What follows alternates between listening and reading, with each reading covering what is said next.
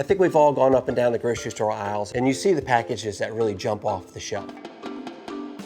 Could be graphics, could be a unique shape, but first, it has to protect the product. But then after that, the good designers are the ones that can make the product stand out and really jump out and make the consumer want that product. Packaging has to be in harmony with the product itself. Packaging is no longer just for protecting the product nowadays. It's actually part of the product. So the Paperboard Packaging Alliance competition is important really for this main reason. We're looking for future stakeholders in our industry. They could be designers, they could work in a folding carton plant, they could be in a lot of different industries, but what we want them to do is to be able to promote paperboard packaging. I've been working with this program for a few years, and it's kind of a really cool experience as a judge to kind of come in and see what students are working on, what kind of gets them triggered, what kind of feeds their creativity, and how they kind of let that translate into packaging. Participating in the student design competition will give you a lot of experience in terms of being able to learn from the industry, the feedback that we will give you, but also the opportunity to be able to test different ideas. This is a really good opportunity for them to be able to develop a solution that potentially change the industry, because the idea that students come up in school can a lot of time be something that is not restrained by the industry requirement. Paperboard is incredibly versatile. It comes in these gigantic rolls, flat sheets, and you get to manipulate them with scores and creases to make virtually anything. So it has a very architectural feel to it when you start to kind of build and construct, and it lets you almost take on any form. I think that a lot of time we take for granted what packaging is. There is that ceremonial quality of opening a packaging, learning about the product before you get to it, or even if you're already familiar with the product, just that whole ceremonial value that you do all the time when you're unpacking a product. Well, I think to define inspiration around packaging, I think you have to look and really truly understand what are the client's needs. Inspiration is kind of everywhere, so it informs everything that you do.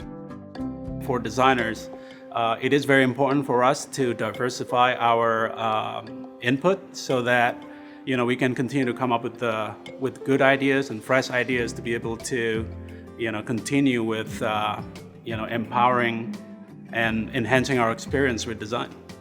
When it comes to redesign, you can often think that you could do it so much better, but oftentimes you don't know what went into it and what kind of decisions were made either by the design team that's running the project or what gets edited out by the actual person buying the product. The truth is, design can always be better.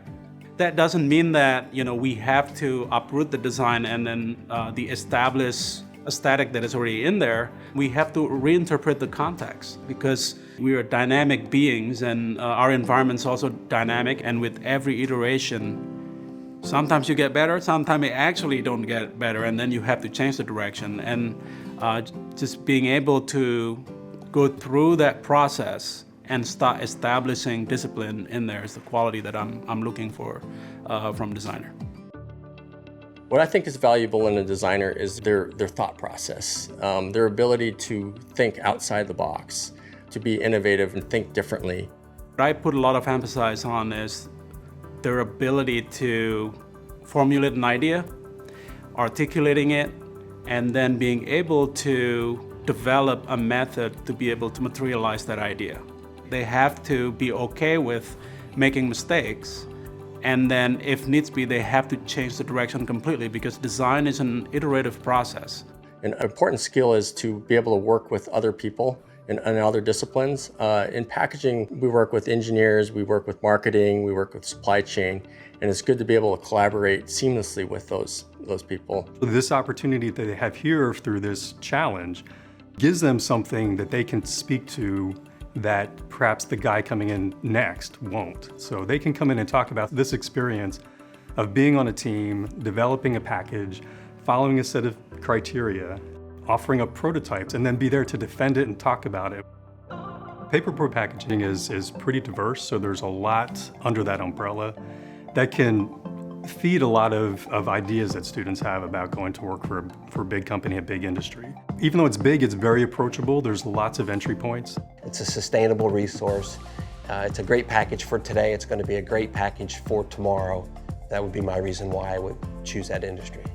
I can see that paperboard packaging industry is going to continue to grow, and it's going to continue to support different product, different brands, and it's going to need a lot of creative people to be able to execute and fulfill that market demand. What we really want to do with the Paperboard Packaging Alliance is get these future stakeholders to raise their hand and say yes to paperboard packaging as a sustainable solution, and that to me is the biggest goal.